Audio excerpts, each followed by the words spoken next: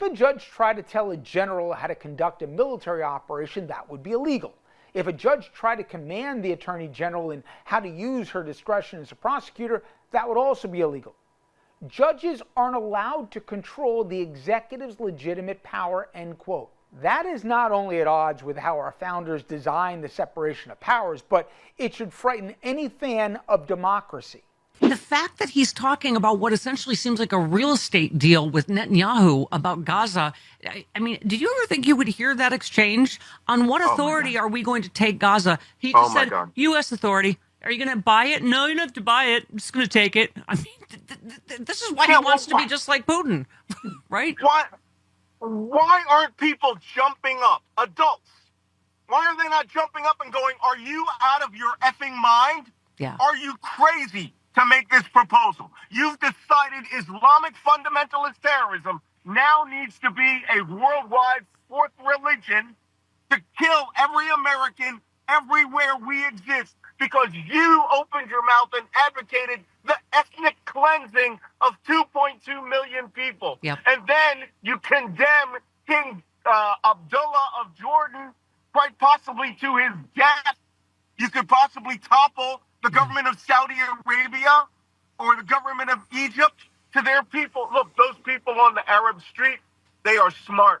They are intellectual. They have a mind. But you know what they also know? They know crazy when they hear it. Yeah. And here's what they do to that. They shoot at it. They kidnap people. They fight. All of these crazy demands, including this nutty demand where he's going to go into the Middle East to terrorists that have held Israelis for over 15 months and say, if all prisoners aren't released by Saturday, it's all gloves off. Well, what are you going to do to them that the Israelis haven't done? Yeah. I mean, this is insane that any of this is coming out of his mouth and that we have to deal with the reality of the mess that he will kill American citizens all over the world. Let me get to the rest of your piece, Malcolm, because we call you Nanstradamus, because you literally, you wrote something. You said the Pentagon ordered all branches and commands to withdraw and eliminate any recognition of contributions of women and minorities in the defense of this nation. 249 years of teamwork searching for equality were thrown into the dustbin of history. On cue, right after you wrote that, Trump orders NASA to purge all mentions of women in leadership on its websites. I mean, you just said, but you made a great point. You said, why would minority men and women serve in an openly racist government? They won't. I predict we're going to lose tens of thousands of service members within 2 years.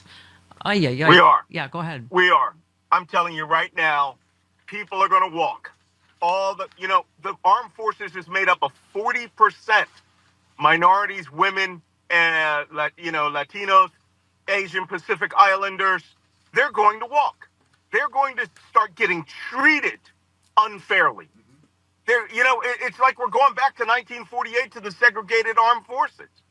And Pete Hegseth, a drunk, loud, rapist frat boy, is getting no respect. I'm hearing it from people in the services. Yeah. He just got booed.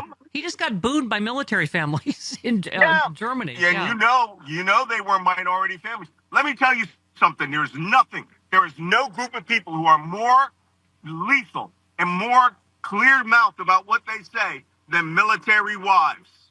And when they don't like something, they'll come right out and tell you. And this guy is going to destroy the unity of our force. And he wants to turn it into what? The Waffen-SS? He wants an all-white force with people who are all, MAGA tattoo-wearing Christian nationalists. This will take decades to put back into shape. We are going to we are losing our intelligence agencies. We are losing all of the protections that kept Americans safe overseas. But now let's get to the really scary part of your piece. Uh-oh. Oh, really?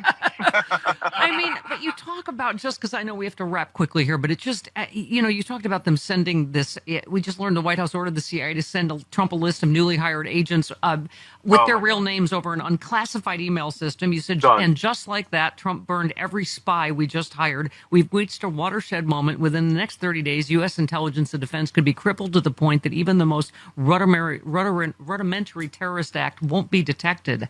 I Correct. keep saying that, Malcolm, that we feel like between that and Tulsi Gabbard, like we are, and Trump inflaming the Middle East, like we have never been so unsafe.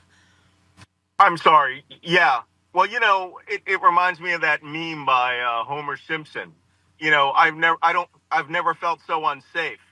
And he goes, I've never felt so unsafe so far. Yeah. Yes. It's going to get a lot worse. I'm sorry to tell you. I'm sorry to be the bearer of bad news. It's going to get a lot worse. Let me read and your... if we don't mobilize... Yep, that's what I'm getting to. I'm getting to your marching orders, Sailor. Okay, go Sailor do it. says, what can be done to stop this? Well, it's up to each of us to resist in some way, every day, no matter how small. Fly your flag higher and or turn it upside down. Wear a button or drive proudly with a bumper sticker that shows your defiance. I'll be posting hints, tips, and tricks you can use from resistance forces and spies of World War II to help you stand up to the Trump occupation of the White House. In the words of Benjamin Franklin, if we must all hang together or surely we will hang alone. You said, I feel we're all going into battle. Many of us have not realized there may be no going back to the America we once loved. Racism, hatred, white supremacy have been revealed as ingrained in 40% of America. They will fight us to retain their evil power. Will we survive as a nation? That's entirely up to us now. It is. I like that you always end up barking orders at us because it makes me feel better. Yes.